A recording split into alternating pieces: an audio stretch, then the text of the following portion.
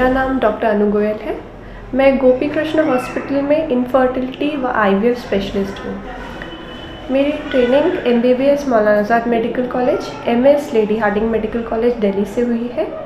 उसके बाद मेरी सुपर स्पेशलाइजेशन लैप्रोस्कोपी में मुंबई से डॉक्टर प्रणय शाह के साथ में और इनफर्टिलिटी में डॉक्टर इंदिरा हिंदुजा के साथ में हुई है।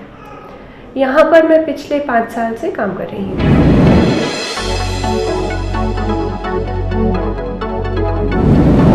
गोपी कृष्ण हॉस्पिटल मथुरा का दूसरा सबसे पुराना हॉस्पिटल है। इसकी शुरुआत लगभग 35 साल पहले मेरे फादर इन लॉ और मदर इन लॉ ने करी थी। मेरी मदर इन लॉ एक गायनेकोलॉजिस्ट है, वो मथुरा की सबसे पुरानी गायनेकोलॉजिस्ट है, और फादर इन लॉ ऑर्थोपेडिशियन है। हमारे हॉस्पिटल में जनरल ऑब्स एंड गायनेक, laparoscopy, infertility, joint replacement, spine surgery और मथुरा का सबसे पहला और केवल एक टेस्ट ट्यूब बेबी सेंटर है।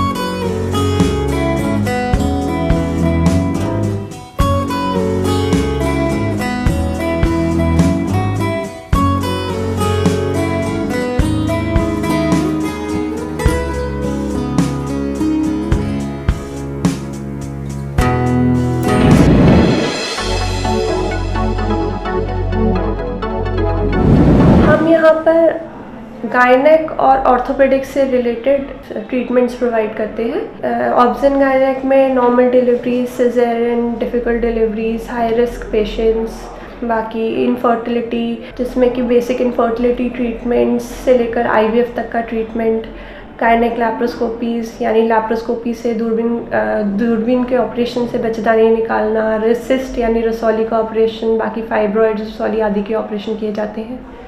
ऑर्थोपेडिक्स में फ्रैक्चर्स से nailing, plating, strapping, joint replacements, knee and hip replacements and spine surgeries भी होती है। इसके अलावा हमारे पास रेडियोलॉजी यूनिट है जिसमें एक्सरेज और अल्ट्रासाउंड यूनिट है जिसमें अल्ट्रासाउंड कलर डॉपलर्स हम करते हैं।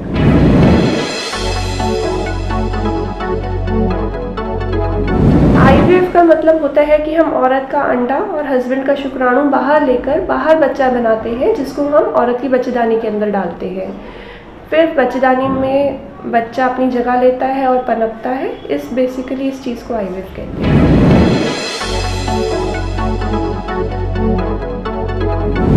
ऐसी कोई भी आज तक स्टडी नहीं हुई है जिसमें ये प्रूफ किया गया हो कि IVF बेबीज़ में कुछ प्रॉब्लम्स होती हैं। IVF बेबी उतना ही हेल्दी होता है जितना कि नॉर्मल बेबी होता है। IVF बेबी में कोई भी किसी भी तरीके की मैल फॉर्मेशन यानी कि हाथ पैर ना बने हो या दिमागी रूप से कमी हो, ऐसा नहीं होता है। IVF बेबी बिल्कुल नॉर्मल बेबी की तरह ही होता है, नॉर्मल बेबी की तरह ही बड़ा होता है।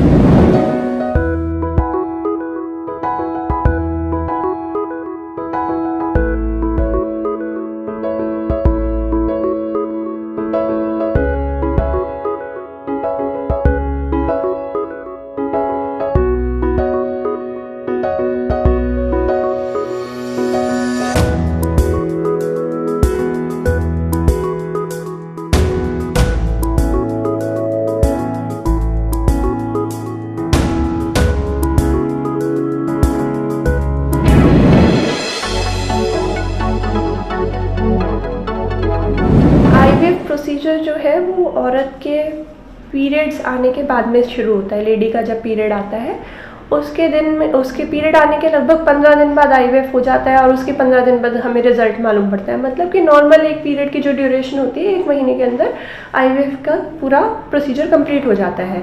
मतलब औरत की प्रेगनेंसी रुकेगी, इसके आगे तो नॉर्मल प्रेगनेंसी जैसा ट्रीटमेंट चलेगा पूरे 9 महीने का।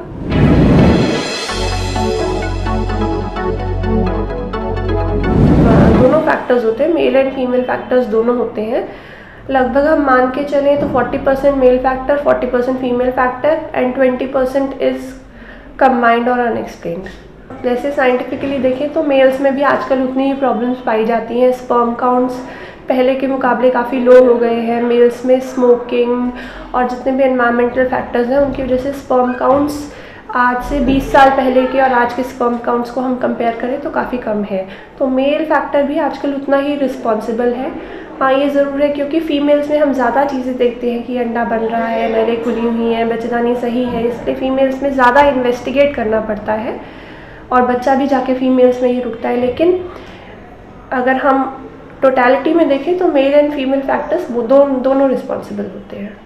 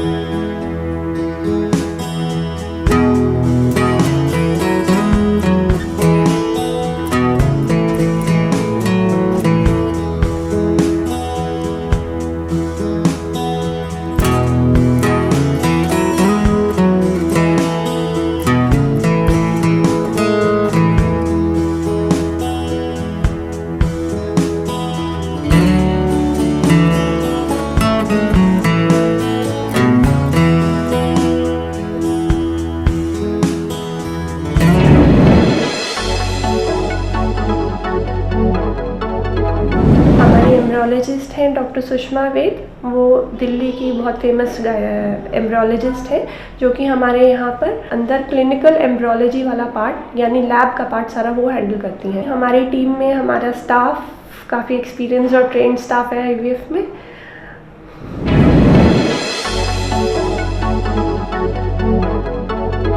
हमारा IVF कॉस्ट जो है मरीज़ को दवा समेत लगभग 80 से 1 लाख रुपए के बीच में पड़ता है, तो which is an affordable cost. इसके ऊपर मरीज़ को कुछ भी पे नहीं करना पड़ता है और ये भी एक बार की पेमेंट नहीं होती है, मरीज़ इंस्टॉलमेंट्स में थोड़ा थोड़ा हमें दे सकता है।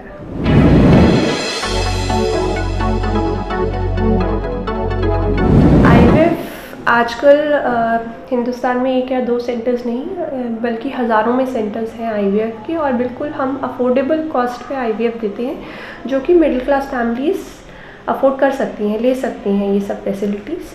हमारी सेंटर की IVF कॉस्ट बड़े सेंटर्स के मुकाबले काफ़ी कम है जो कि दवा समेत और मरीज़ को ऊपर से कुछ खर्चा एक्स्ट्रा नहीं करना पड़ता है।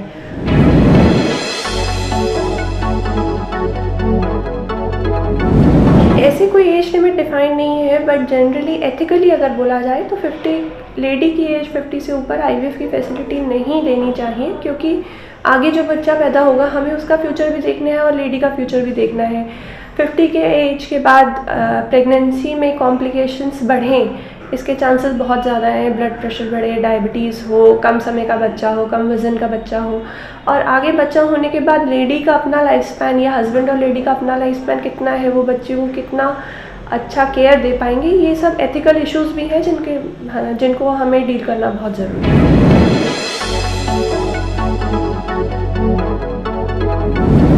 देखिए, हम इस सेंटर को आगे IVF की डायरेक्शन में और बढ़ाना चाहते हैं ताकि मथुरा और मथुरा के आसपास के लोगों को हमारी फैसिलिटीज़ सस्ते दामों पर और अच्छे से मिल सके। हमारा सेंटर बिल्कुल एट पार है बाकी शहरों के मुकाबले। हम चाहते हैं कि ज़्यादा लोग आएँ और इस चीज़ का फ़ायदा उठाएं। साथ के साथ में हम बाकी फैसिलिटीज़ जैसे जो हमारे हॉस्पिटल में है, जॉइंट रिप्लेसमेंट, स्पाइन सर्जरी, इसकी भी अवेयरनेस बढ़ाना चाहते हैं क्योंकि हमारे जो कंसल्टेंट हैं वो भी मुंबई ट्रेंड हैं और यहाँ पर जॉइंट रिप्लेसमेंट के उन्होंने बहुत सारे सक्सेसफुल केसेस करे हैं। स्पाइन सर्जरी भी हमारे यहाँ पे काफ़ी ज़्यादा होती है, जिसके बारे में लोगों की अवेयरनेस काफ़ी कम है। लोग डरते हैं कराने से स्पाइन सर्जरी। हम चाहते हैं कि इसके बारे में भी लोगों की अवेयरनेस बढ़े।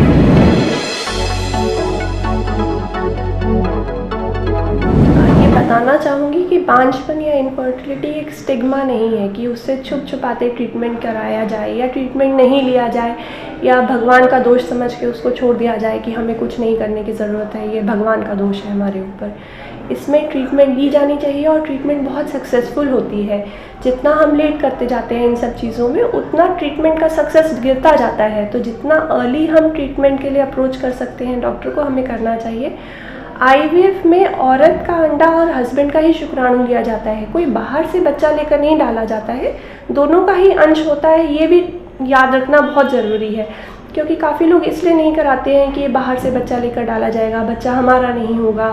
तो आईवीएफ की अवेयरनेस होना बहुत ज़रूरी है। आईवीएफ की ट्रीटमेंट आजकल बहुत अफोर्डेबल है और जगह जगह उपलब्ध है।